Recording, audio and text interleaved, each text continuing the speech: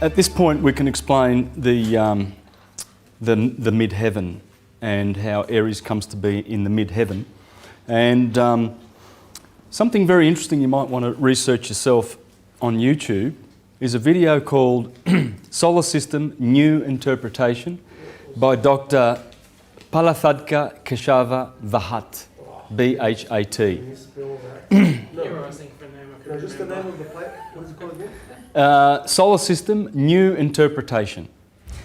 And at the 1 minute point 45 mark, Keshava had the insight to show how the sun, of course, is teaching that the sun is spiraling through the heavens, which it is, in a vortex system where the sun is at the apex, just like Walter Russell teaches, and all the planets are sort of following, orbiting behind the sun, but with the sun, not around it, all in this one plane here, like this. But you know, you'll have Mercury going around like this, and then Venus, and they get bigger and bigger and bigger. And as the sun spins, the planets are sort of thrust around with their angular momentum, and they are carried in the wake of the sun in this vortex. This is in fact how the solar system works. It works like this, because all solar systems, all the planets, according to Walter Russell, come from the equators of the suns. And what they do is they are ejected from the equators, and as they go out, so the first one from our solar system would have been the likes of Pluto, Neptune, Uranus, then Saturn. And that's when Saturn had dominion over the world. Then Jupiter takes over from Saturn, Mars, Venus. And all these planets, what they do is they get bigger and bigger as they recede away in the wake of the sun, as they grow. Our Earth is growing. Yeah? You can check this out on the internet.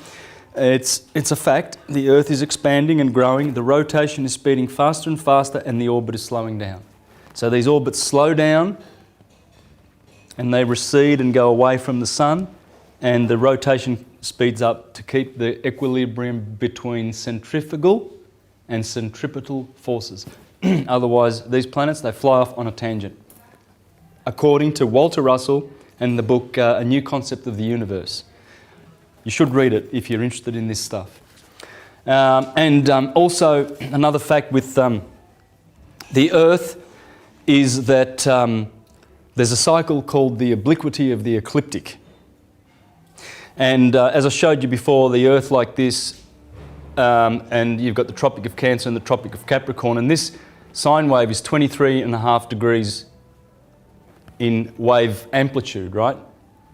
Because the tilt of the Earth is at 23.5 degrees. Well, that tilt is not fixed. It goes around and around and around. Every 2,160,000 years, it does one revolution. It's the axial revolution. The axial revolution. It's 2,160,000 years. In 140,000 years, if that tilt moves 1 degree every 6,000 years, that tilt, which reduces the obliquity of the ecliptic. So the obliquity of the ecliptic is at 47, right? Well, it's reducing and reducing and reducing. In 140,000 years, it will be at zero a tilt, and we'll have a one-season year. And the Earth's been doing this for millions of years. These are the 4 bigger seasons of the cycle of the obliquity of the ecliptic. It's something very important to understand, because now that you know that the tilt is always migrating 360 degrees, the planets are growing, speeding faster, orbits are slowing down, that's how solar systems work. That's how the serpent, the spirit, and the spiral in the universe works. So how do I know that Mercurius is the founder of this science, or mind, Thoth being thought? And it's also the word of God. Do you know what the word is? The logos? Well, in the brain, in Aries, is the nous, the thinker. Taurus controls the mouth, the logos, the word, the speaker. And Gemini, the Holy Spirit, Father, Son and the Holy Spirit, is air, spirit, It's a spirit sign. So you've got, you can see it there. Fire, spirit, earth, the logos where the mouth is, and there's the twins of Gemini are the lungs, right? So it's to do with spirit. Well, that's nous, logos, and pneuma, the Father, the Son, and the Holy Spirit. Thought, speech, and action. The action comes in with the arms. When you build a house, you build them with your hands. And the Holy Spirit is considered to be the active force of the universe. So that's where thought, speech, and action, which is what the philosopher improves in his life, is occurring. In the first quadrant of the zodiac, nous, logos, pneuma, the Father, the Son, and the Holy Spirit. So he says here, we propose, this is Firmicus Maternus in Mathesius, the 8 books. This is the most incredible, insightful work on astrology you will ever read. It's amazing. And this is, I'm going to read from this, where he explains that the ancients of Hermes gave us this science and told us that Aries is the mid-heaven. It's the universal birth chart. So we will always universally have Aries in the head, and that will be the heaven. So this is the heaven, this is the Midgard, the middle garden. The Scandinavians call it the Midgard. And the infernal regions are, in fact, the heavens. Can you see, if we put Aries there, can you see the head of the man? Adam Kadmon. There's the neck and the throat. There's the heart chakra, solar plexus. This is Sodom and Gomorrah. Sodom, the bottom chakra, is right down the bottom where sodomy happens. See, that's why they, well, I'm not saying, what I'm saying is that's Sodom and Gomorrah. Because Sodom and Gomorrah is down in the hell. This is hell. The Midgard, heaven. Because of course it is heaven. The Pleiades are there. It's all there. It's all on cue. You can't make any of this up. In the first place, my dear Lollianus, we must be aware that God, the Creator, copying nature, has made man in the image of the universe. Remember that Aries is the mid-heaven. A mixture of 4 elements: fire, water, air and earth, so that a well-proportioned combination might produce the living being as a divine imitation.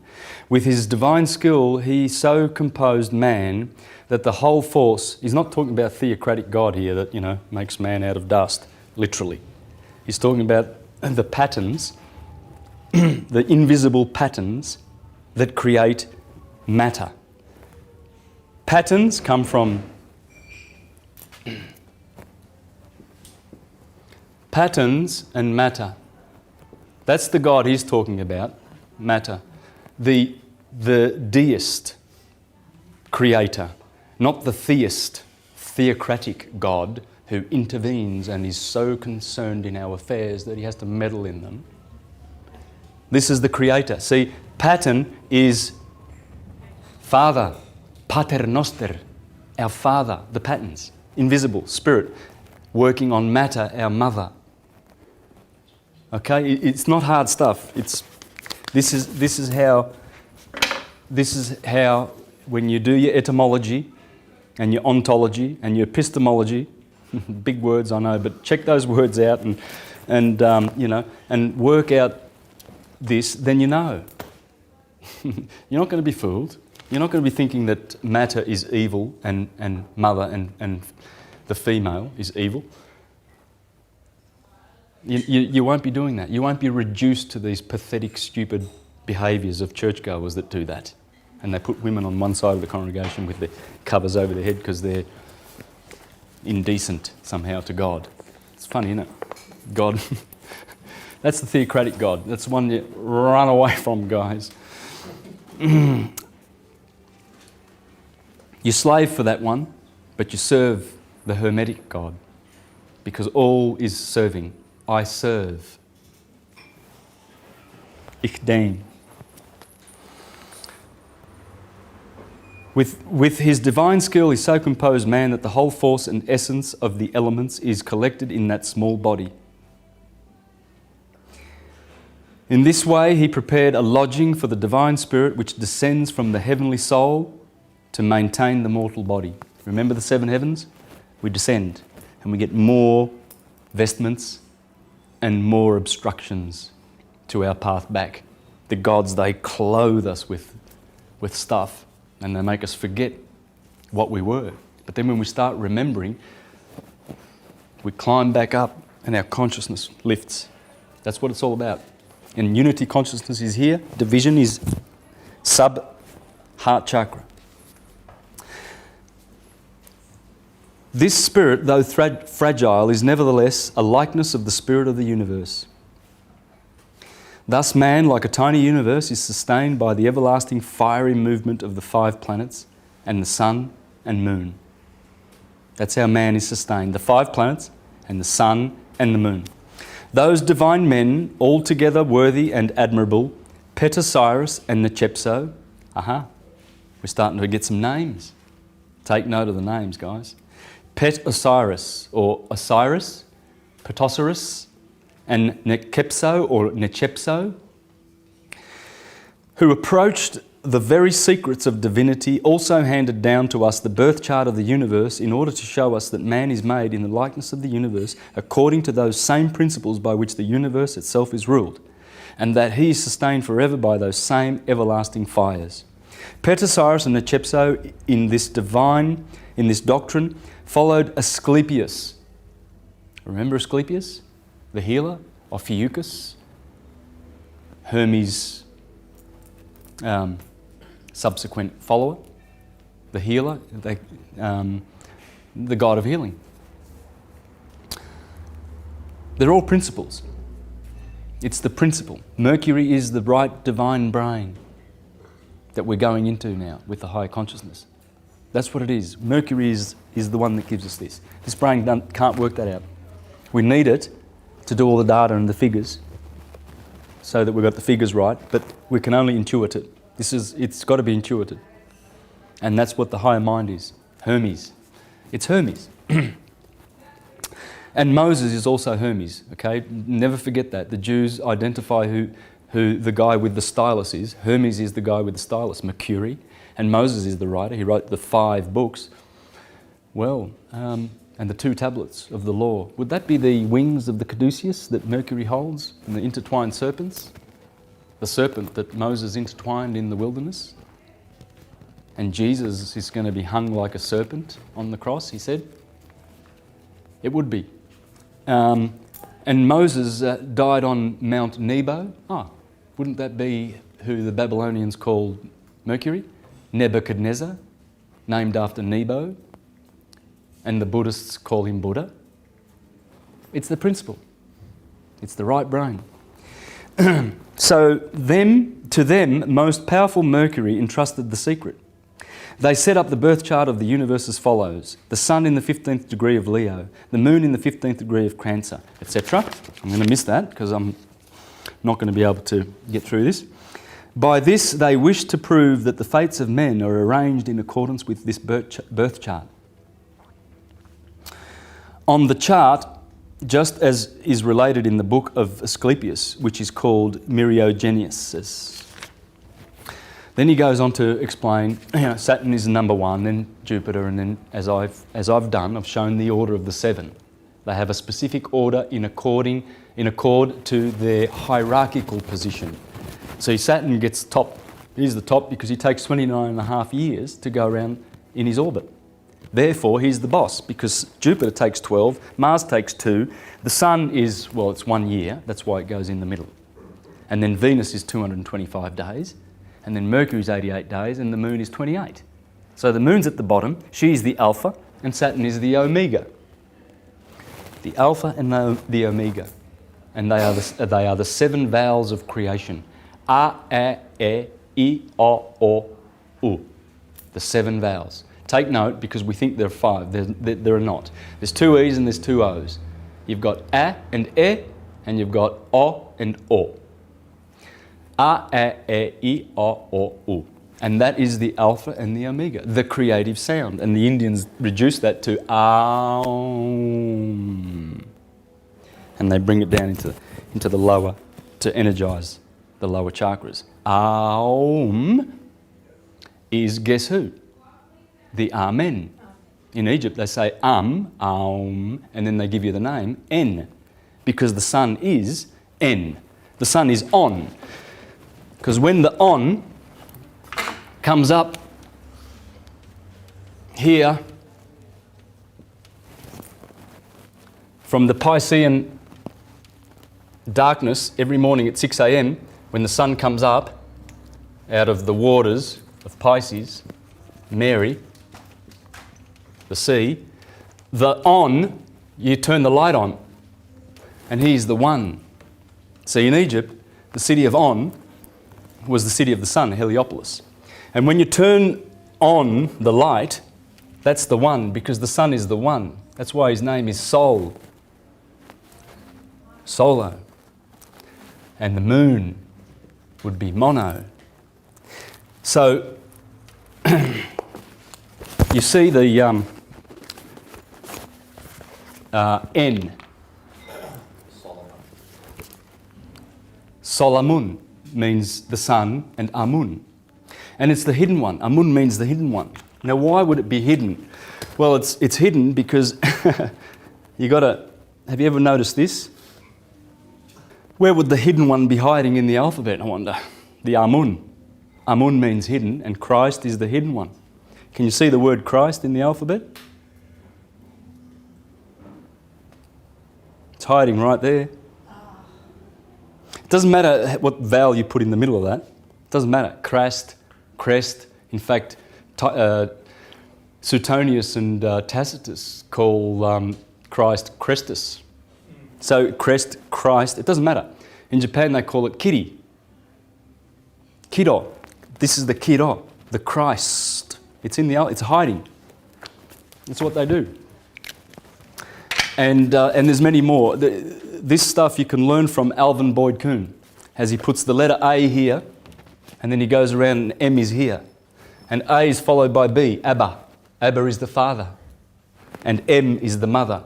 The middle letter of the alphabet is M. Matter. A is for spirit.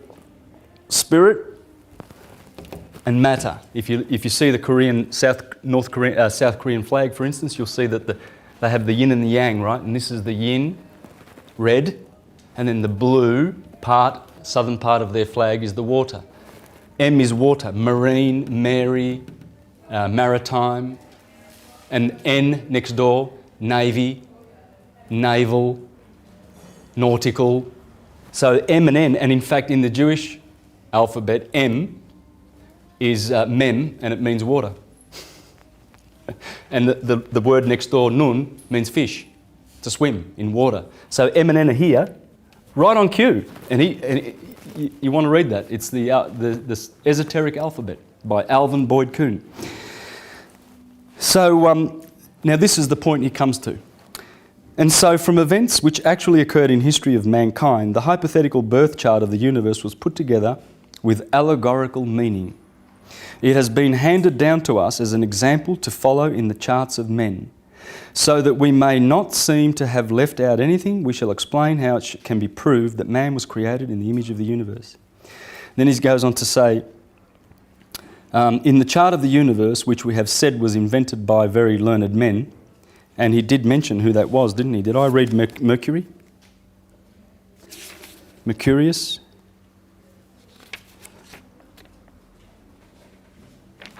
Necepso and Petasiris and Asclepius we got. Oh, and Hanubius is here too. Hanubius. Oh, here it is. To them, most powerful Mercury entrusted the secret. I did read that. Okay? To Asclepius, Hanubius, Petasiris, Pythagoras, Plato, because in the Prisca Theologia, the lineage goes from Hermes, the first, and then Orpheus, Asclepius, Agliothemus, Philolaus, Pythagoras, and the last one of the great divine line is the divine Plato. And then came the Neoplatonists, with Porphyry, Plutarch, Plotinus, Iamblichus, Ammonius Saccas, and then we come all the way to guys like Manly P. Hall in the modern era. And through the Renaissance we had Pico, we had Giordano Bruno. These were all Hermetic. They were teaching, in fact it was Marsilio Ficino, the Hermetist who translated Hermes. He was the one that spoke first and reminded mankind of the Prisca Theologia. They spoke of it all the time, and they tried to bring mankind back in that Renaissance time into the beautiful learning of the Hermetic ways. Hermes ruled the Renaissance, and Hermes ruled the founding of the Constitutional Republic of the United States of America. They were Hermetists. Thomas Paine clearly said in his book Age of Reason, the sun is a parody on, the Christians have Jesus and replace him as, it's a parody on the sun and nature's cycles. He exposed it there, that the sun was this Jesus Christ with his 12 disciples.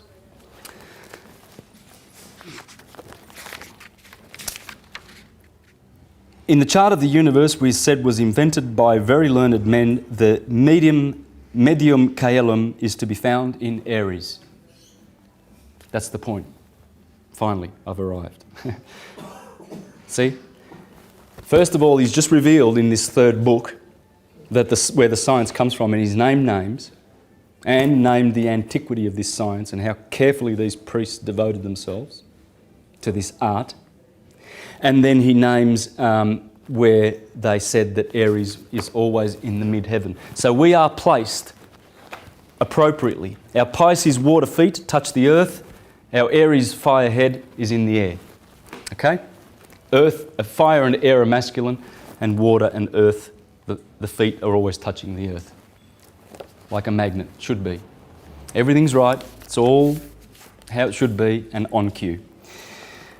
This is because frequently, or rather always, in all charts, the medium heaven holds the principal place.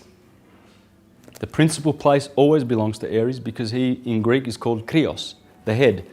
And the Jews and the Arabs call this the head. Aries, the Lamb of God.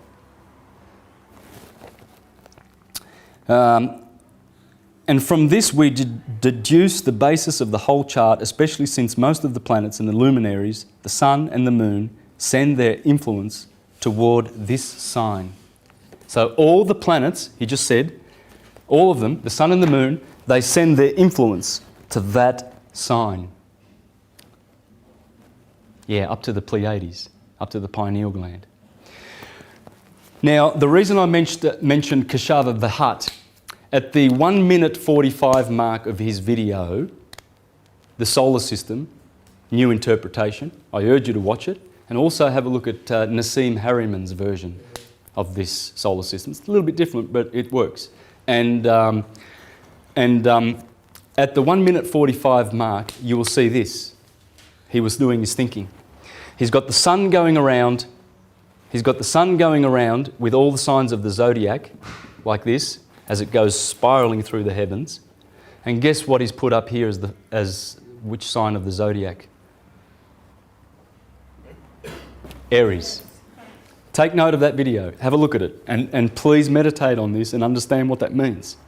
Always we have this. And remember, we discussed that this is a cycle of waxing.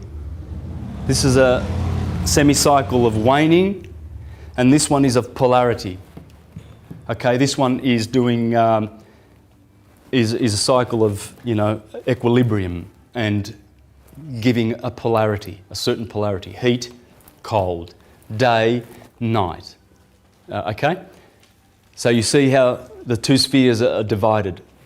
Light and day, they're two different forces, and then you've got the process of waxing and waning. When you understand this, and the moon's doing the same thing, and so are the planets. Right? But they're always just, they never, ever come to the same place before 4,320,000 years have gone by. 4,320,000 years. Manly P. Hall divulges that figure in his audio files on Astrotheology. There are 5 of them on the internet you can download. But there are other sources, and it's basically double the axial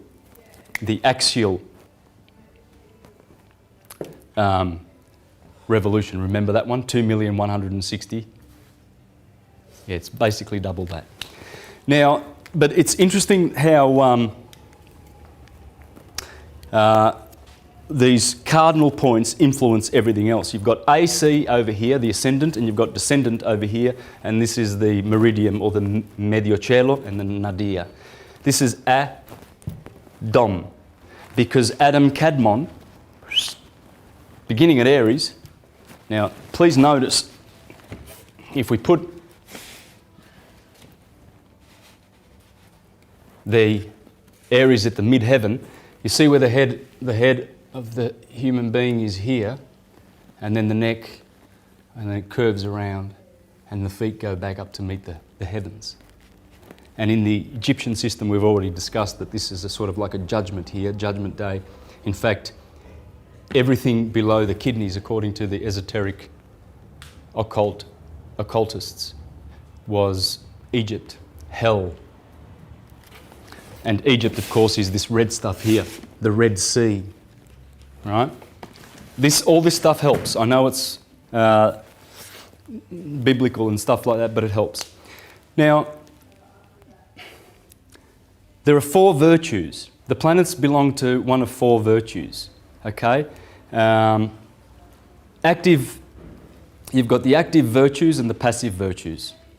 The active virtues are hot and cold, and the passive are wet and dry. So this is important. Hot and cold. Hot and cold, wet and dry. Now, the planets will be 2 of either one of those things. For instance, the sun is hot and dry, undoubtedly. The moon would be cold and wet, although I might be mistaken about that. I know Saturn is cold and dry. And this is why Saturn is known as the greater malefic. In our solar system, those beautiful forces that they represent, Saturn and Mars are considered to be, Saturn is considered to be the greater malefic, and Mars is the lesser malefic. Combined, those two are responsible for about 90% of all the illnesses on this planet. Their forces. So you need to know where they are in your birth chart, number 1. This is for your health, okay? This is the health. So, what you know, let's grab a chart. There's a chart, for instance, okay? Now, this person is born under a grand cross. See those red lines that go, and the square, there's a square there and there's red lines running through them. That's called a grand cross. That's a cardinal grand cross. Because those points are in the cardinal signs, Libra, Cancer, Aries, and Capricorn. This will produce illnesses in the native. This person will have problems. Basically, that's a lot of friction. To be born under a grand cross is very, very special. I've got 4 examples here.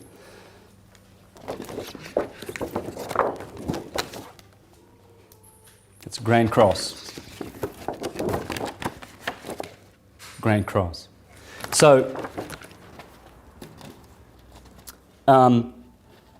you see, remembering that Aries is the head, the moon here in the causal, in the macrocosm, is in the head. It's in Aries. This person's got an Aries moon. You? Here they have Mars in Gemini. It's this part of the body. And here's Uranus in Leo. You've got Pluto in Virgo. Neptune is in Scorpion, and he's very happy there in Scorpio, believe you me, because he's the higher octave of Venus. Right? Neptune. And he represents the same loving, benefic influences as Venus does. So Scorpio is the generative area.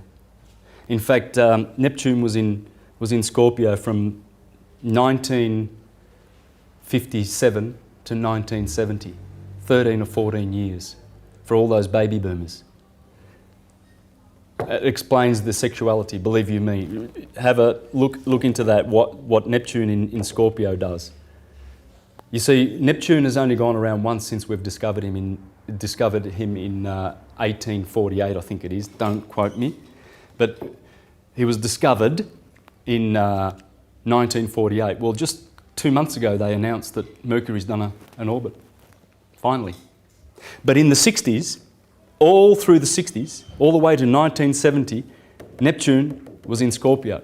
Believe you me, that defines that generation and the sexuality of that generation and the awakening, because he's a liberator in that sense. Okay, you've got Jupiter here on the cusp of Scorpio and Sagittarius. What I'm doing is I'm just showing you that this person has got a particular constitution and configuration. The planets have given this person a particular configuration, different to yours. There will never be another one like it. There's only one person that gets this. I mean, you know, you could do the birth chart for various people around the globe at this particular time, but and they'll have similarities, but they will not be the same. Like no snowflake is the same, even though it's produced at the same instance around the world. There's never one the same. Yes? Why is that? Well, that's the beauty of the patterns of the Father, impressing itself on matter. Because 7 is the number of nature, 12 is the number of mind, mind over matter. The septenary, the serpent, is going around, Quetzalcoatl, he's creating, he's the demiurge. It's the creator that the mind sends forth, this mind.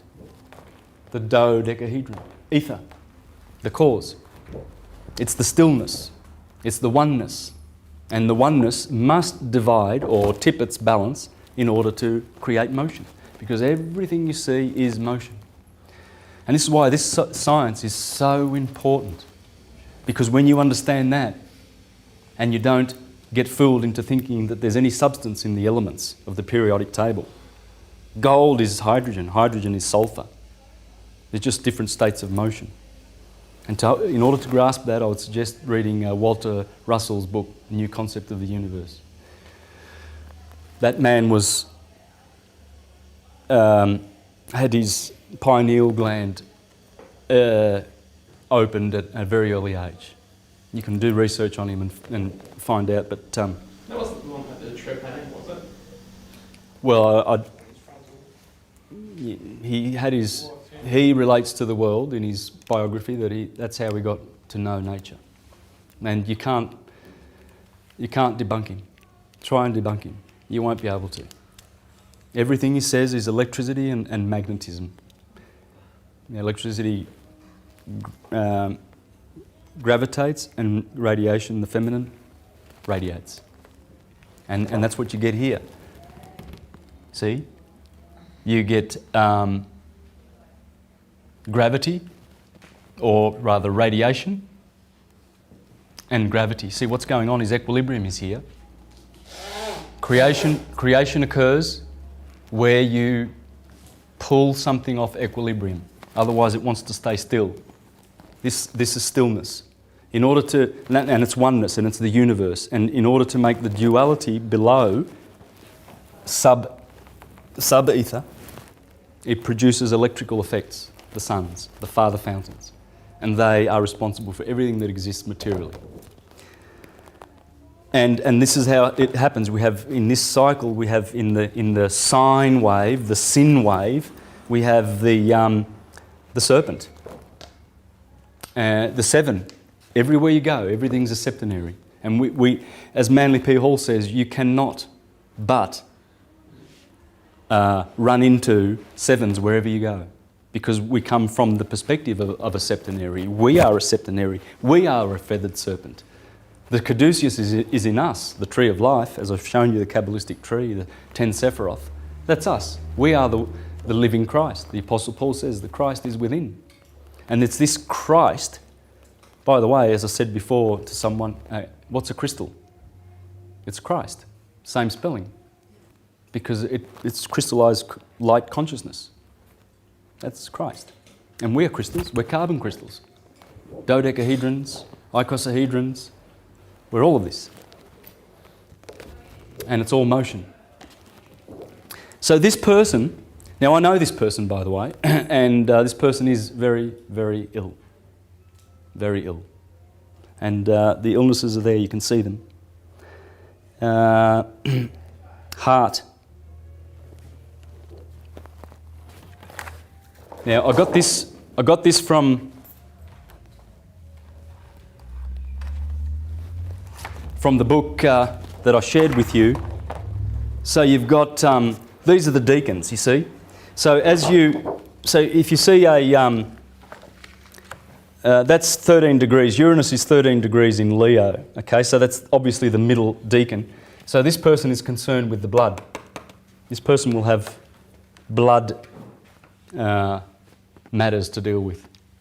Now I've done hundreds of these types of charts for people, and I've always picked their physical problems. Pretty much if you go, this is pretty simplistic, but you can pretty much go with this. Arians normally have headaches.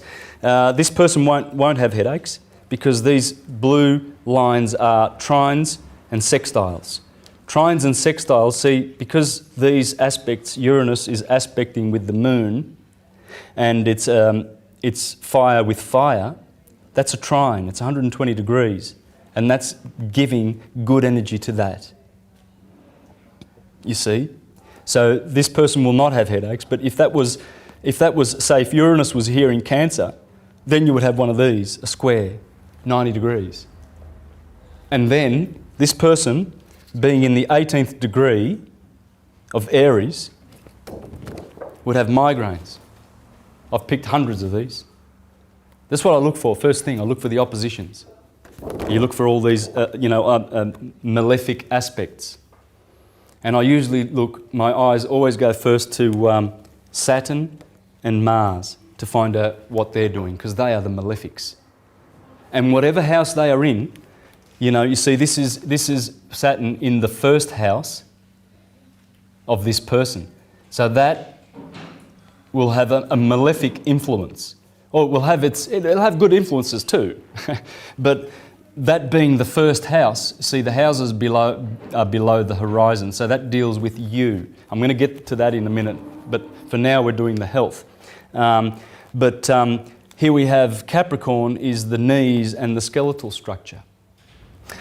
Here we have Aquarius, which is the shins and the circulation.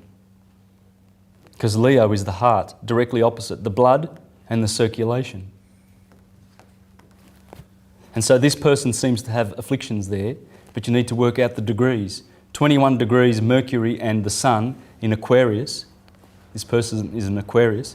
21 degrees and 23 degrees. That's the third deacon. Aquarius rules the movements.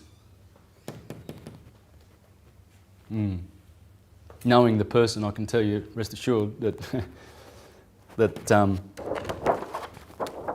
that's the situation. So you look for these things because, like acoustics, the vibrations that come from these orbs are like the acoustics that an engineer has to work with at a gig. He might have his 30-band EQ with him, and he'll start over here, and he's got 30 bands along the spectrum, the lower vibrations and the higher vibrations over here, and he'll pull out the frequencies that are feeding back. They're squaring or whatever, you see. So he's got the opportunity to do that. Well, with astrology, those 7, as they go around, they create different dynamics in the solar system, and some of those dynamics are good and some of them are bad, depending on 2 things. The signs that they are in. For instance, Saturn would be happy in Capricorn because he rules Capricorn. So this person, wow, this is a good thing for this person. This person has some really good attributes and things to look to and build on, because what you have to do is transcend these and work with these. Know where they are, know where your weaknesses are and your strengths. So Saturn is happy there. The Sun is not happy in Aquarius. usually, because that's the opposition of the sun, the detriment of the sun, rather. So in astrology, each planet has its house and its opposition, its fall and its detriment, exaltation and its fall. Okay, so let's get that right. So we've got the humours because the planets will be this. Okay, Venus is probably, I think, she'd have to be wet because she's generative. Oh, I can check that, but I haven't done a list of anything of that. But rest assured, they'll either be one of the active,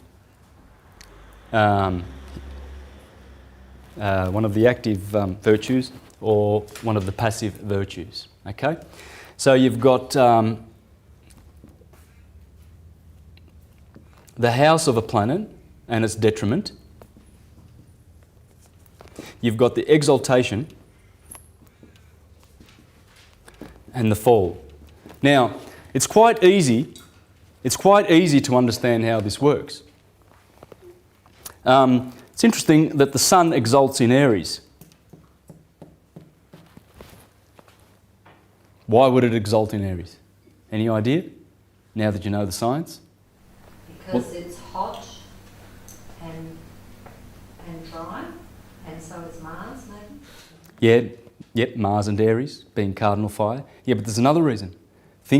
Remember what we said about equilibrium and the polarity of light and darkness, right? And then, of course, remember what we said about waxing and waning. This is the point where the sun exalts, because finally, here he has been in Aquarius, he is opposite Leo, and that's where the sun rules. Sun rules over here, ruling house. That's the detriment of the sun. So as the sun goes through the detriment, oh boy, longer nights, shorter days. Finally, on the 21st of March, it reaches that point. That's exaltation. This is the fall of the sun, Libra. The sun falls because, remember, this is 6 p.m. God damn, when the sun goes down at sunset, it's fallen. And the Egyptians said that's the death of the sun, the judgment of the sun and the stars and all the planets that go beyond the horizon. The west is the death. So, you see, it exalts there, it rules here, has detriment there, it must have detriment there, and it must fall here. Well, the planets are doing that too. So you look for those things in your chart. So let's have a look at some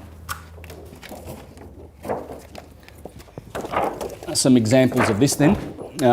Here we have a Piscean, but just on the cusp. So it's very, very strong to be on the cusp of two signs. Yeah. Ha. Yes. Okay. So March the 21st is when Aries begins. So the first 10 days, the first decan of Aries, we could call that top part of the head, that will be ruled by Mars,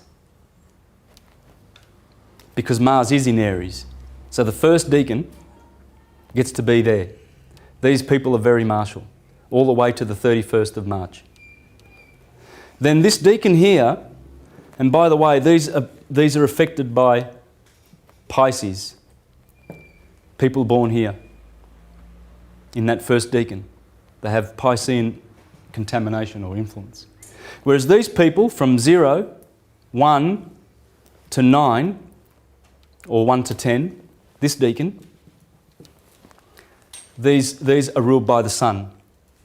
The sun is here and Jupiter is here. And this is how you work it out.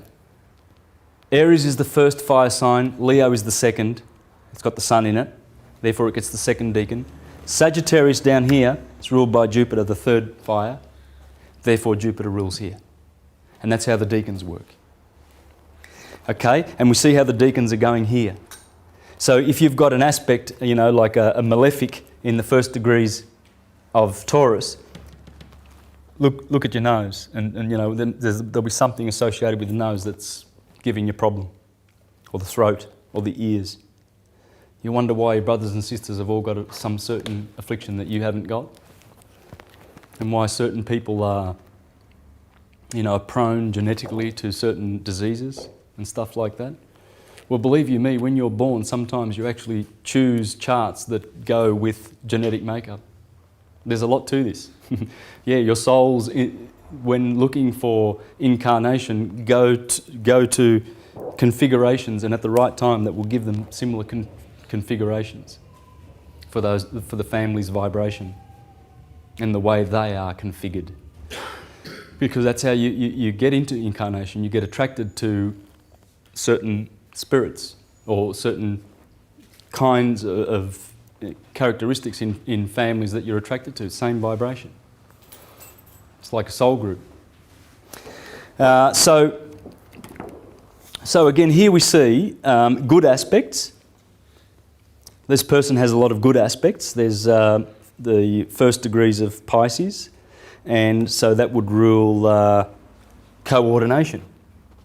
They'll be good on their feet, right? Rest assured, if that was a bad aspect, these people would have trouble with their balance eventually, because that part of their solar system has been debilitated.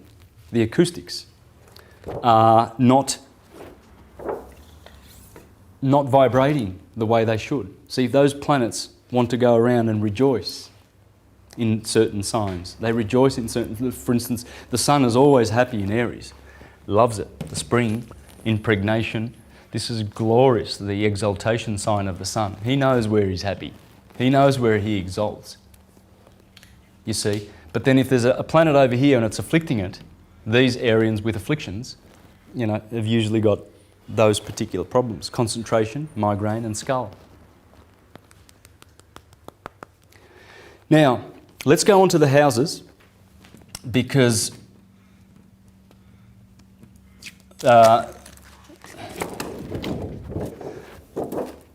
these things, like the journeying of the planets through the signs, are what is creating, according to Marcus Manilius, different people of all kinds. And there is no one alike that are born under these configurations. Every 4,320,000 years, they go back to their alignments. You see, the last time that all the planets aligned in one sign, those 7, was in Aries. It happened in Aries, according to Manly P. Hall. And the next time it will happen in 2 of the same signs removed. It'll happen in Sagittarius. Now, with the houses, and I do recommend this book. This is brilliant, by Deborah Holding. Okay? The houses. I'd love to read portions of this. It's magnificent work. I'm really enjoying it. But with the houses, let's have a look at how they work. Now, the first house, I'll just run through what the houses mean.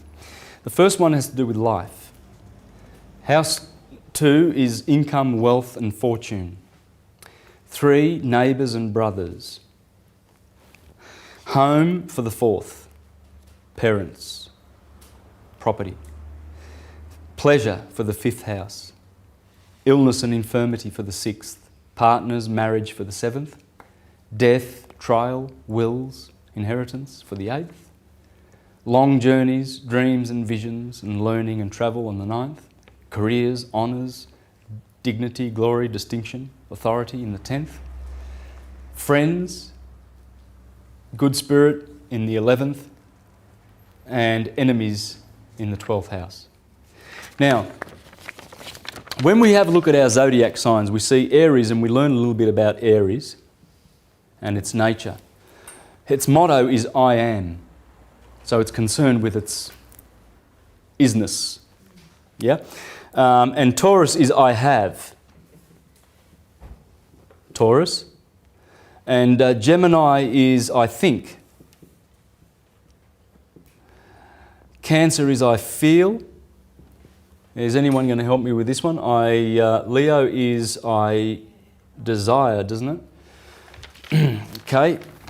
So there they are. Let's take note of those. We've got I am, I have, I think, I feel, I will. I will. Mercury and Virgo is I analyse. Well, that makes sense if you know Virgos. Venus and the scales, I balance. Scorpio, I desire. Sagittarius, I see. It has to do with the eyes, Sagittarius. In fact, that's one-eyed. According to Marcus Manilius, this guy has an affliction in one eye. The centaur, I see. Saturn, I use. In Capricorn. In Aquarius, I know. And Jupiter, I believe. Let's have a look at if the houses actually correspond with these. Well, the first house, and by the way, the houses go this way, okay? The first house will be here, in fact, because that's the ascendant, and the first house must ascend in order to be the first house. And then the second house follows the first house, so this is the second house. It doesn't go that way, all right, because we're following nature here. But the first house is dealing with life. The second house I have, well, Taurus, the materialistic sign, I have dealing with income, wealth, fortune, profit, property, livelihood, etc. Gemini, I think, the third house, dealing with brothers. Would there be two twins in Gemini? Pollux and Castor, brothers. The crab is the home. So the fourth house, which will of course be over here, that's 1, 2, 3 and 4. The fourth house, which we have to go this way to get its meaning. The crab likes to bring in her family. She brings things in. She's motherly. It's the moon is here, that's the mother. The moon is here, water is here, cardinal water. It's a cardinal water sign, it feels. It's a crab, motherly, and the moon. How many more motherly things do you want in the fourth house? You know, so it's doing with parents and the home, right? Because remember, the sine wave is going to obey the influence. And as you will see in a minute, you'll see that people born under the signs do actually have certain physical traits that prove and show that they are under these orbs or these signs or the elements or the modality. And you can go forever and forever with this.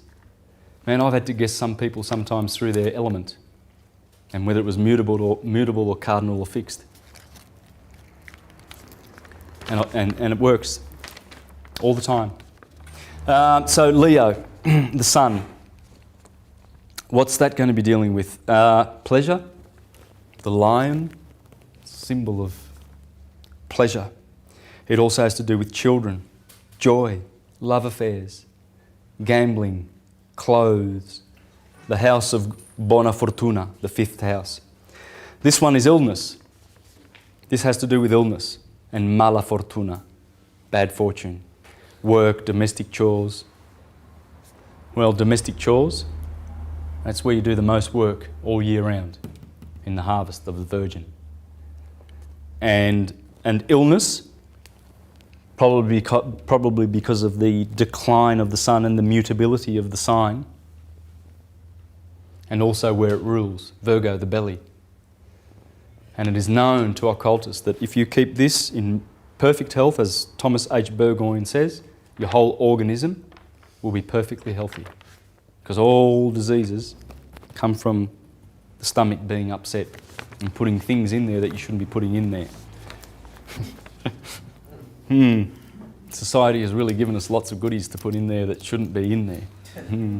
Wow, processed food is the most dangerous of all because they've been cooked and processed and added to and refined and twisted and tortured, and they bake it and roast it and fry it, and everything's done to it, right? So where does the light go?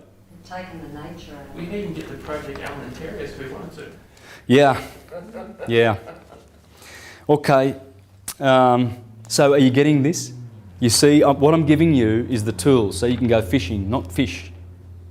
I'm not just giving you facts. I'm showing you how to work out the houses and think for yourself.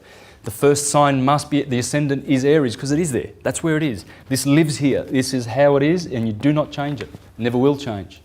Aries is always going to be the mid-heaven, and it's always going to be the top of your head. You can't put the fish here. The fish swim in water, and the brain needs electricity. See, that is electricity. Okay, let's do this. Electricity, magnetism. Chemical energy, kinetic energy. Now you're getting it. And I'd like to thank Johan for that. Check out pateo.nl for some good information which harmonises. He's a guy in Holland who's done some research, and it's good research. I hope I'm not doing the wrong pateo.nl.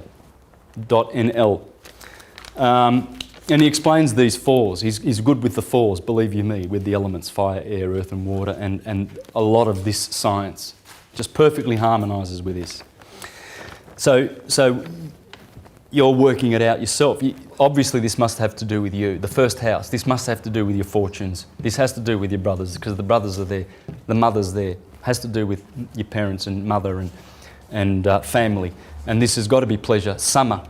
Midsummer, pleasure. The sun is in his glory in Leo. The dog days are here. They start here. You know, July 4th with Sirius in behind the sun, because they said, the ancients, that when Sirius conjuncts the sun, that's the dog days. And because of her electric forces, remember what we talked about before, how much influence she has on our solar system. Well, when she's behind the sun in the dog days, the little dog, Canis Major, Sirius, she's cooking us. And so this is pleasure.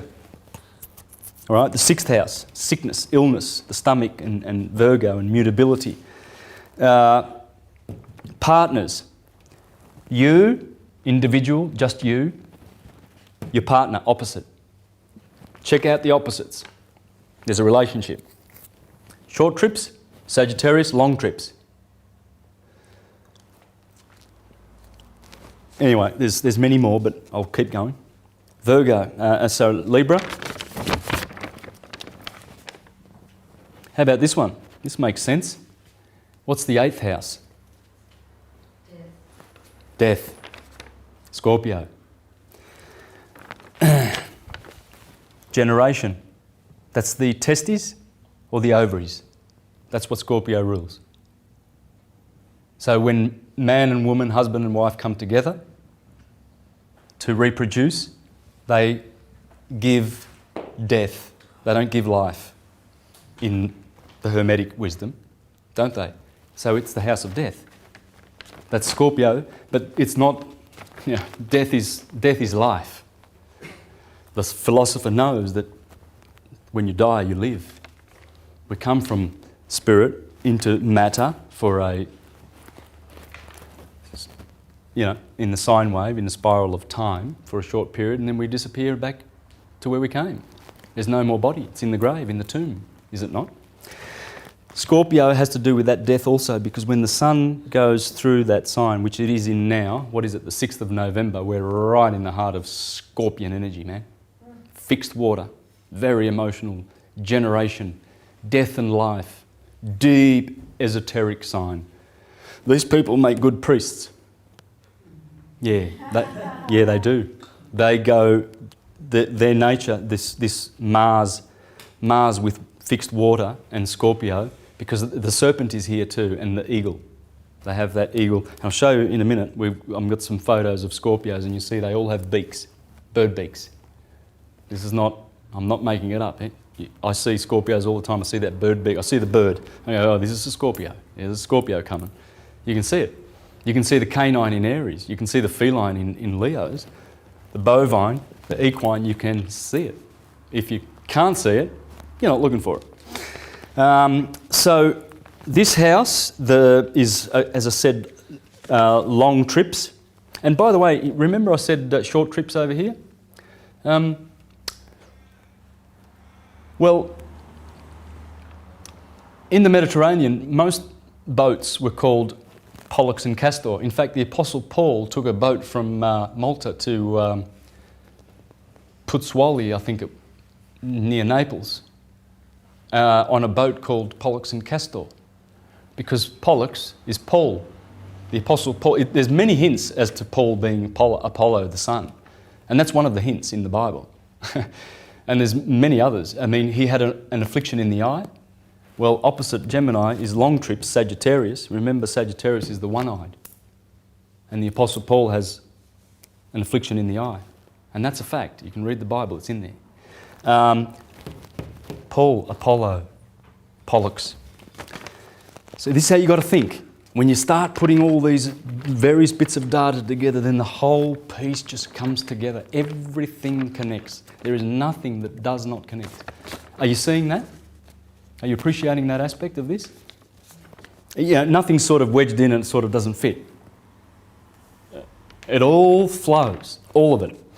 And it must, if it's a perfect science and if it's going to do us any good. Why would Hermes give us? I mean, and Hermes, you've got to remember, is the guy who, as I said at the start, these guys, the indigenous wisdom keepers, they know how long Hermes has been around for. And they know that those guys were much more conscious and smarter than we are now. And there's one symbol of that to remind us. The Cheops. The Great Pyramid. Let's call it the Great Pyramid because Cheops didn't build it. And these guys tell the truth about this 50 or 60,000 year history of Egypt. And that's what the tour we're going to do. We visit all pre-dynastic sites and explain them. Yosef, the son of Abdel Hakim. All right, so this wisdom that was devised there in Egypt, like they wouldn't have botched it up. There's no way. This priesthood was, they didn't botch up the pyramid. It's perfect. The greatness, engineers go there and they just can't comprehend. Most of the average person goes there and goes, oh, that's just a bunch of rocks. Let's go to McDonald's. They see it as like, it doesn't look good, you see, because in the 12th century, the Arabs needed rocks. Sorry, the Great Pyramid does not have a top. They needed, hey? Casing stones. Yeah, they stripped the casing stones off it. 1,000 years ago, if you were around, you went down to Egypt, you would have seen this was beautifully just. Man, you couldn't even see a join between the two rocks. It was that polished that it was reflecting. The limestone was reflecting like a mirror. This engineering is the same as this engineering here, one and the same. And anyone who comes along and poo-poos this, oh, astrology, isn't that a pseudoscience? Well, that's the time to either decide whether you're going to have an argument or just walk away. Don't bother. I've learnt not to bother, unless I care for the person in one way, and I'll say, look, what do you know about astrology? And I'll get into it. But usually half an hour down the track, you plant the seeds anyway. You can only do that. Fame, the 10th house. Fame. I wonder why you'd have fame in the 10th house. Well, the 10th house corresponds to... Well, it is Capricorn, yes, but it corresponds to the mid-heaven, really, because that's the 10th house when you're going around 4, 5, 6, 7, 8, 9, 10. Okay, we're talking about the 10th house. And the mid-heaven is between these two houses. So this one is religion and fate and dreams and visions and learning. And this is your career, honours, dignity, authority, power, glory, distinction, etc. And so why? Well, obviously because the sun now is in its mid-heaven and he's receiving his honours and glory. He's collecting. He's dignified. We look up and summer sun, you can't say, oh, you weak sun, my plants aren't growing, you're useless. You can't curse the sun on that day. You can curse him here if you're so inclined. I don't know why you would, but that's the blessings. He's in the top of the kingdom. So of course you're going to get honours and fame and glory. So and you have love. You have in the 11th house you have love, ambition, triumph, good spirit, friends, and then the 12th house. The 12th house, which is, of course, Pisces, is the house of enemies. Enemies, friends. Oh, I stuffed that up with Aquarius, didn't I? Saying that was enemies. Yeah, so friends. But of course, I went around back that way. You understand why this is the first house below the ascendant, because it has to come up. It's coming up, and therefore it's the first house, and it has those attributes. It has to do with you. It's your ascendant. It's going to give you your skeletal structure. And we're going to have a look at that now. We're going to see how important the ascendant is in the way you look. So when you know your ascendant, it defines you. This sign coming up, the first sign, the first house, is about you, your life. Then as the sun goes around this beautiful curve, then it relaxes in the energy of Taurus. It tells you about what you're going to have, how much of it you're going to have, what planet's in Taurus. If Saturn's there, squaring with Mars, ooh, forget about it. You're going to be a pauper, right? But if you've got, say, Venus in there, trining with, having a trine with, say, Taurus, another Earth sign, and there's a beautiful planet in there, perhaps Mercury or whatever, the Sun, that will give you riches. And you see that. I've seen that in my family. I won't give an example because it's negative on me. I'm the one that never has money. My brother always has money. I checked his birth chart. Yeah, and there's money in his birth chart, and he keeps looking down at me saying, why don't you save your money? And I look at my birth chart and I go, yeah. Saturn's the malefic, the greater malefic. Mars is the lesser malefic. Jupiter is the greater benefic, and Venus is the lesser benefic. But the Sun, the Moon, and Mercury, Mercury is is a hermaphrodite. He's never further away from the Sun than 28 degrees. And Venus is never more than 48 degrees.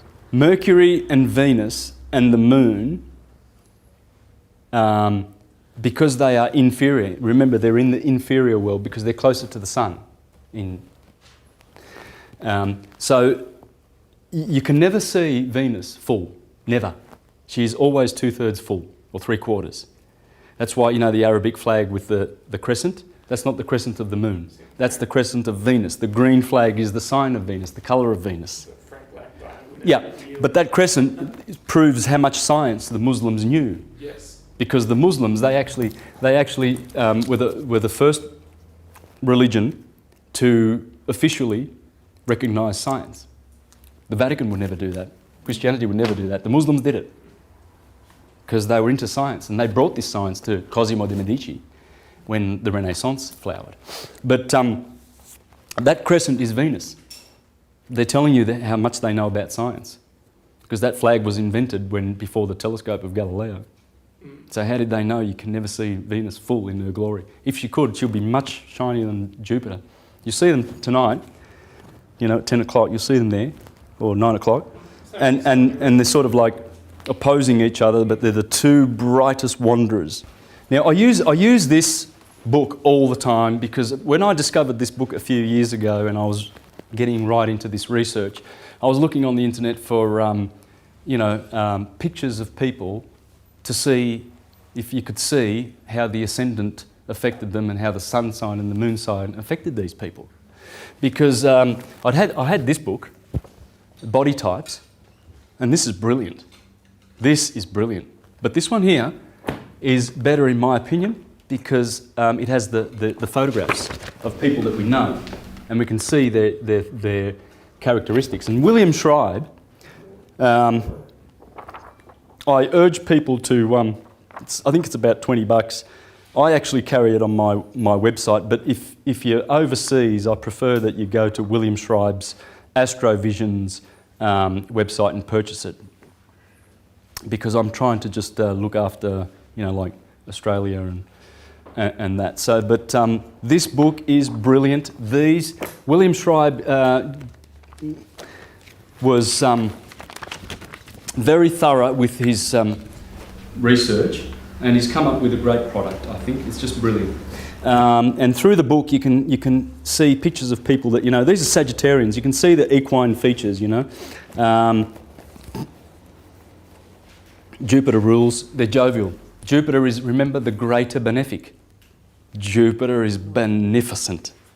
When you've got him in your sign and there's nothing opposing him, in fact, when you're looking at someone's birth chart, check out what Jupiter's doing, because Jupiter absolutely dominates the whole birth chart. And find out where your Jupiter is. Mine's in my feet, in Pisces. I know what that means for me. I've got Mercury and the Moon in my feet. And I know what that means. So if you look at the Adam Kadmon, you see that that's there, right, in Pisces. And my Sun is in the head. Mars is in Leo. I've got Mars in Leo. I know why, because Mars is bitter. Mars rules all the bitter. And remind me, please, to share some wisdom from Al-Biruni about the planets and what they rule. For instance, Mars rules all your bitter foods, everything that's bitter. Saturn, everything that's sour. Jupiter, when you're having sweet watermelon, you thank Jupiter, because it's Jupiter's rays that produce that sweetness. Everything, every effect is from those causes. And you just have to look for them. And you have to know what's in your constitution, where your sun is, where your moon is, what aspects are there, what's debilitating you, why are you sick. And once you do, then you can have crystals.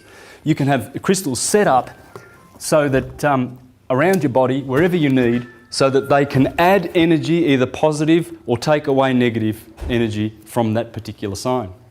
You see people, why do people wear blue gemstones around their neck? They try to keep, because this is the blue chakra. You see, and it helps with the voice. Sagittarius, I mean, you can see, I've done this before. Let's contrast Sagittarius with Scorpio, shall we? Look at the bird beak. Can you see a bird beak there? So it's the eagle, isn't it? Yeah. Yes. These are the bird people. You can see it, and they're not so, I mean, your Sagittarians are clearly, that's Jupiter, that's Mars. Remember, he's the greater benefic and he's the lesser malefic. Right? So can you see the malefic influences here when you're sort of, not that these people are not as happy as these people, it's not about that. But you can just see that Mars is in there, the bird, and you can see the fiery scorpion, the eyes. You can see that focus, their eyes, the intensity and stuff like that. You look for that certain thing. Here's what William Schreiber has to say about these people. He says, in the middle of the fall season, the darkness of night noticeably dominates over the day. The leaves have fallen from the trees, the grass has turned to brown, and life force has entered a state of dormancy. It is so obvious that nature's resources are now limited. Remember, we're talking about the fall, huh? We're talking about... And it's interesting, another thing that I forgot to mention before, see where the fall of the sun is? Well, that's where autumn begins, at the fall. I didn't put it there. They always said that Libra was the fall, and the fall of the sun, autumn, is beginning here. Okay? These things are very, very precious when you start putting them together like that. Why was that Mars and not Pluto in this? Pluto is also there.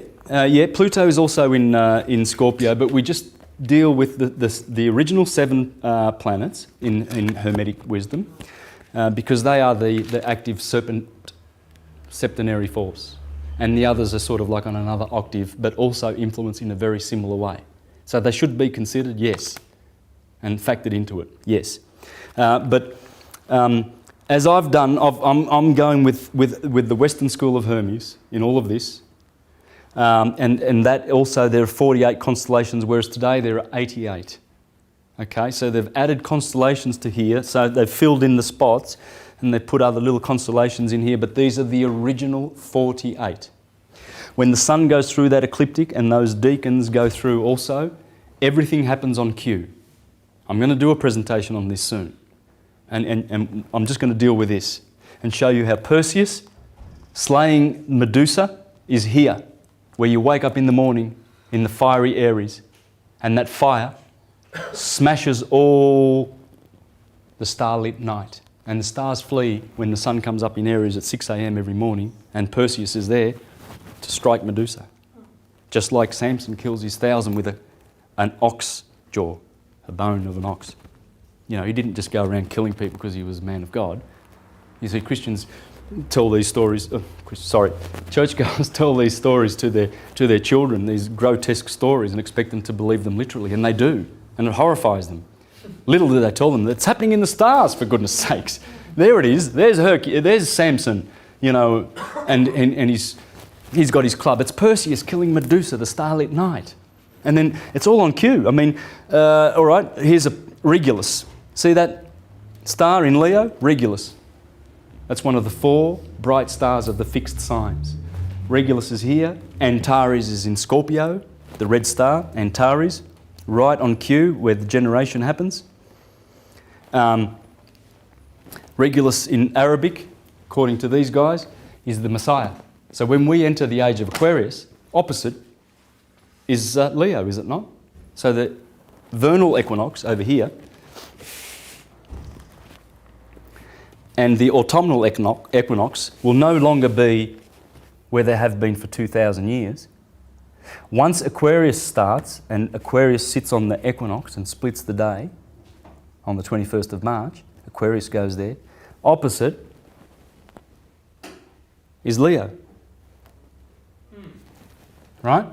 So Regulus rises from Virgo. We've been in Pisces and Virgo, right? We've been in Pisces and Virgo, and we've gone through the stomach, Virgo, through the lower chakras. We're being pulled up. And then when the equinox lines up with Leo, there's the Messiah. Of course the Messiah is coming in the sky. And there are other ways I can give you another 10 ways that the Messiah is here. See, in here there are 7 heroes. Perseus, Ophiuchus, Orion, Bootes, Cephas, Auriga, and anyway, there's one more. There are 7, okay? And their positions, those 7, they are the Christ that are coming, because they're always coming. Remember the 4 horsemen of the apocalypse, right? I showed you the white one, the white lamb, it's always on this equinox. The green one, because it rules green, the pale horseman of the apocalypse. The red horseman's over here because it introduces the red. And the black is here, Osiris, the dark one, Saturn, black. The colour of Saturn is black, unmistakably. Like the colour of green is Venus. And how do I know that? Well, let's have a listen to Al-Biruni, shall we? Saturn, Jews and those who dress in black. That's why they celebrate the Sabbath on Saturn Day, when they wear black. Well, it tells you. This is 1,000 years ago, right? Christians, Jupiter. Christians, those who dressed in white. Yeah, because Christians are from the Church of Jupiter. Mars, idolaters, wine bibbers, dressed in red. Idolaters. Sun, wearing a crown. Magicians, Mithraists. They follow Mithra. Mithra. Ra is the sun. Venus, Islam. Green. Mercury, disputants in all sects. Moon, adherents to the prevailing religion. What else does he teach us? Saturn, extremely cold and dry. The greater malefic. Male, diurnal. Disagreeable and astringent. When you eat astringent food. Offensively acid. Stinking, jet black. Also black mixed with yellow. Lead colour. Pitch dark. Of course, these produce the humours too. Bile, blood, phlegm, the 4 humours. Blood, black bile, yellow bile, and phlegm. Take note. All right? Mars, extremely hot and dry. A lesser malefic. Bitter. You ever had something bitter that you don't like? Now, if you know your Ayurvedic medicine, you know that you need to have your 7 tastes, don't you? You see, in the West, we love our sweet and sour. If you want to be healthy and if you want to be really vitalised, you must have all the tastes. Please enjoy sour and bitter. Include them. The Indians teach this. The Indians teach that. That's why they have cardamom and they have... they put it all in there. And that's why when you eat an Indian food, it's got all these flavours. It's really strong with flavours because they know they've got to balance the 7 to be healthy. Anyway, I'm going to deal with that in the last part of the Prisca Theology on the 20th. So on eating and things like that. Not that I'm, professing to be some kind of expert or anything like that, or giving people advice, but I'm just pointing to what the people who know say, and you can verify this.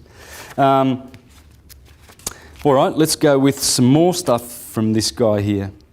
See, Saturn is cold and dry. Jupiter is hot and moist.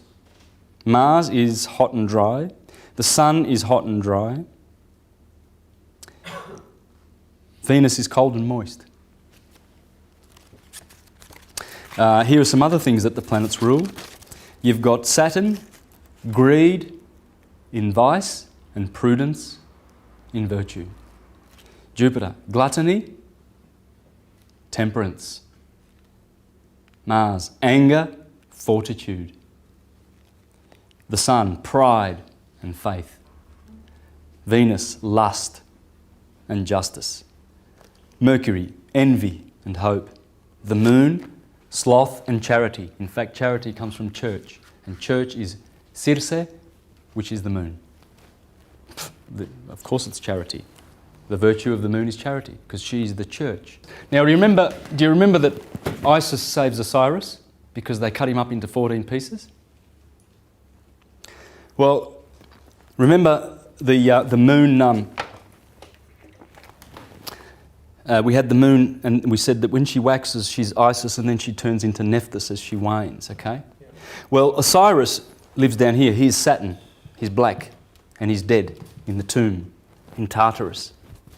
So the 14 pieces that Osiris gets chopped into are the 14 sub-equator lunar mansions. She has 14 houses here, and she has 14 above. She has 28 houses. And there they are. They are the houses.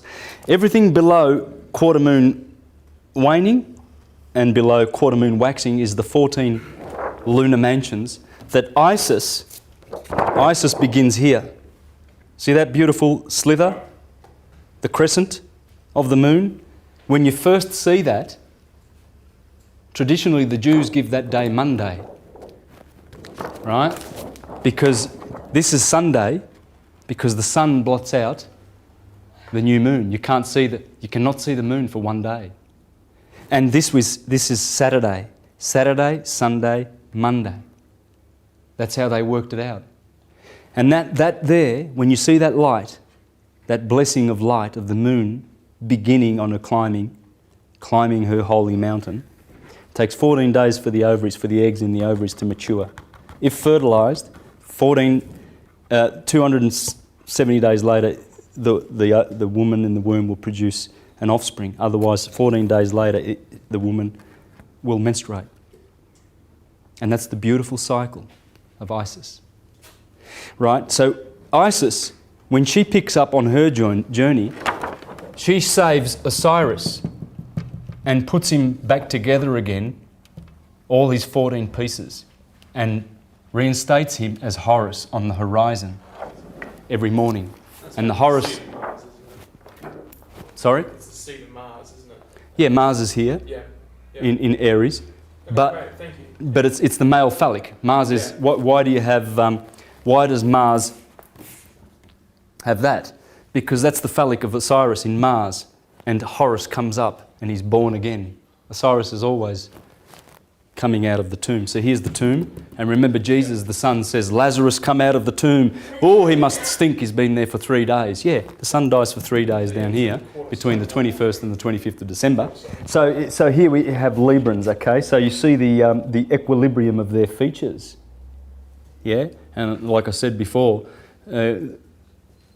supermodels, Librans make good supermodels. There's a lot of them. And they're also got the thinking with the air sign. And you know, look, who have we got here? John Lennon. You have a look at your air types and the musicians, for instance. You know, their lyrics are very, very mind-focused and centred, aren't they? John Lennon, Bob Dylan, Bruce Springsteen. You know, they're thinking types, and their lyrics clearly show where they're coming from. They're coming from mind. They sing from mind. Whereas your fire people have more mystical music, you know. And the water people are always talking about love. Check it out. I mean, do this, get on the internet and think of a singer who is very, very emotional, and check out their birth chart, and you'll find that they keep singing about love and love and love, watery love, because they're a Piscean or whatever, you know.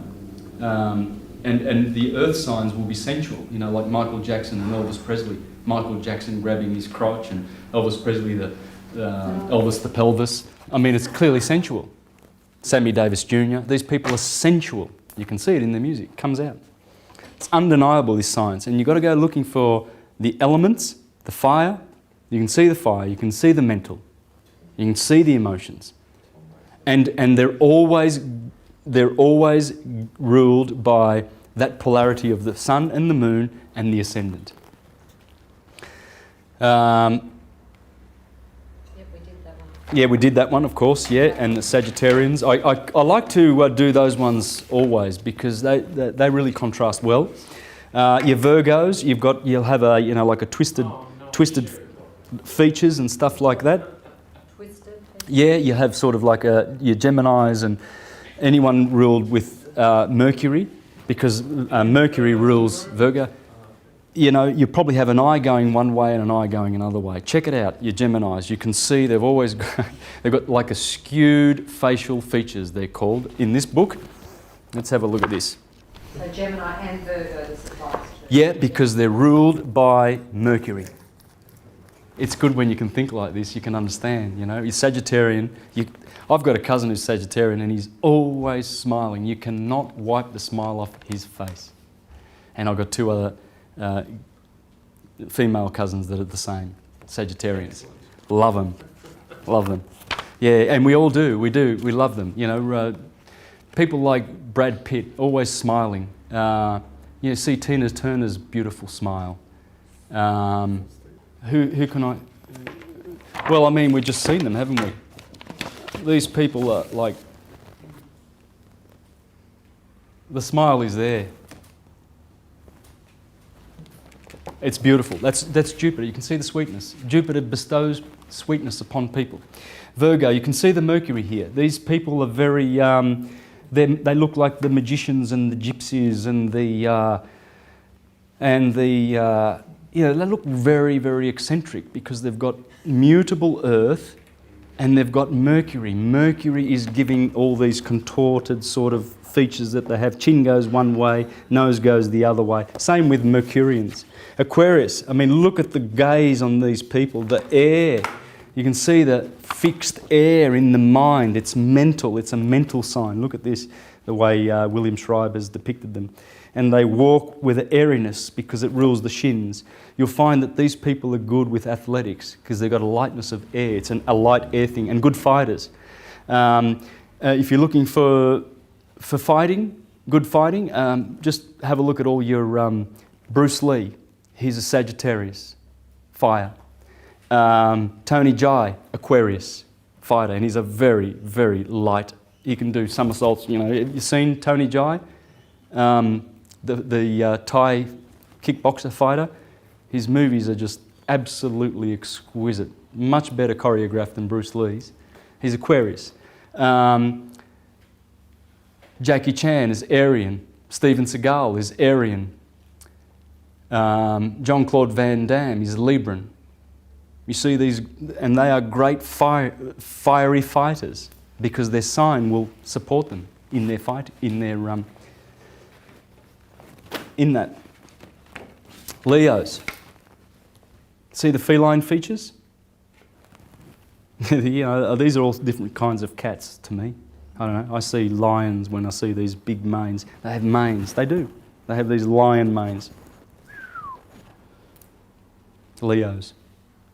And they are feline. They really, really are. Aries, electric. You see the electricity of Aries, that cardinal fire at the beginning, that fieriness, the sun just going, and the aspect of impregnation, that's very electric. This is the point where the sun exalts and it gives such a burst of electricity and impregnates all the other planets.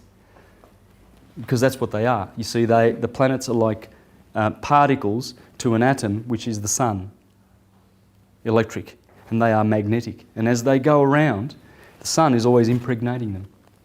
And see, these people have got that clear, that flower, blossom, spring energy, electric. So what we've learnt in the astrological part of the Prisca Theologia is we've learnt the fundamentals of the physics that underpin this science.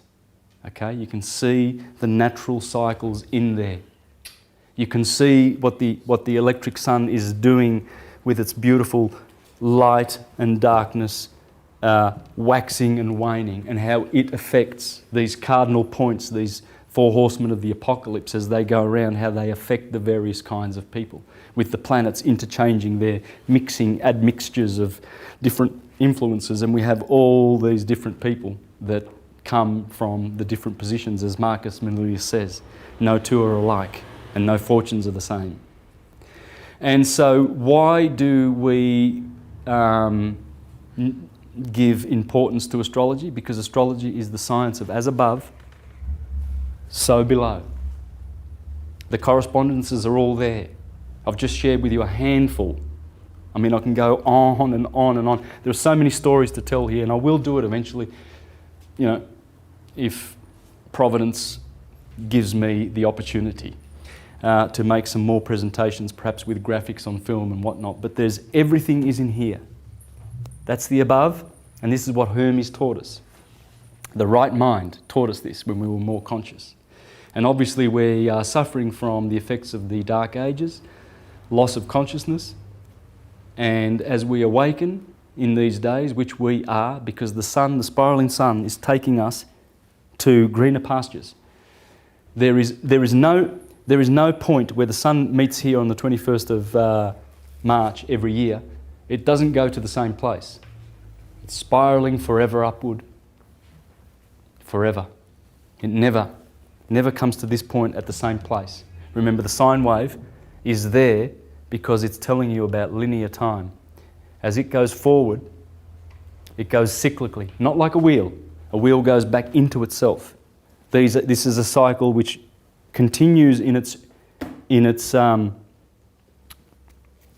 nature and behaviour, but does never come back to the same place.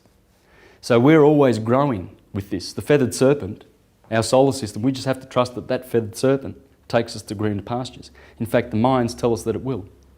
Because on the 21st of December 2012, and I've explained this on other videos where this galactic alignment is going to occur, then shall start newer influences and different influences that like we've not seen for a long time since our awakening, because we are awakening. And the dead that shall arise, that the scriptures talk about, the dead shall rise, that's not dead in terms of in the tomb and then all of a sudden you pop up out of the tomb as literalist Christianity try and teach. It's talking about that we have been dead in sleepfulness. We have been sleeping. Now as we learn this stuff and we remember the symbols now because we know what these mean, they've been lying dormant in the winter of unconsciousness for thousands of years.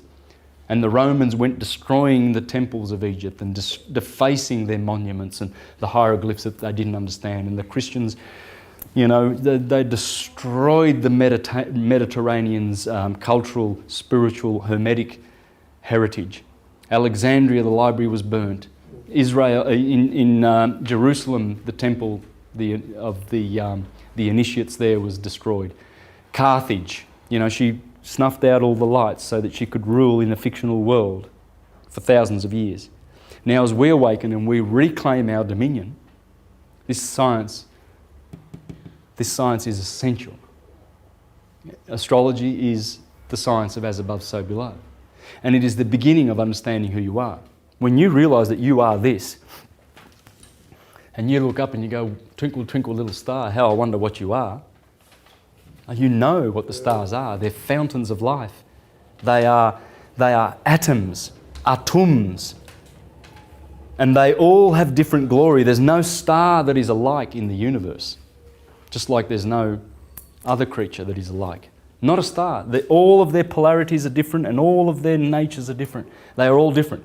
Study this one, Aries in Scorpio, and see how different they are. And then you'll understand where our influences and our destinies lie. We are young stars and we are returning to the stars. Thank you.